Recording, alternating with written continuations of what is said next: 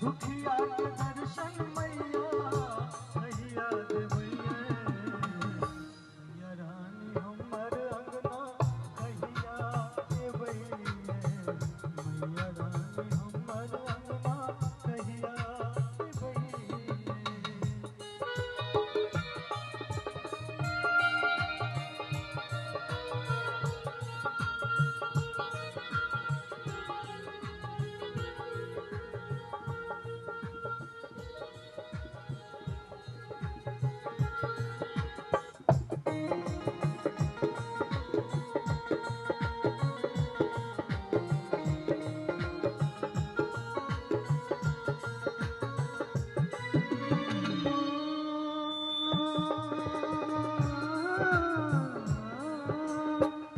फूले सबाट मैया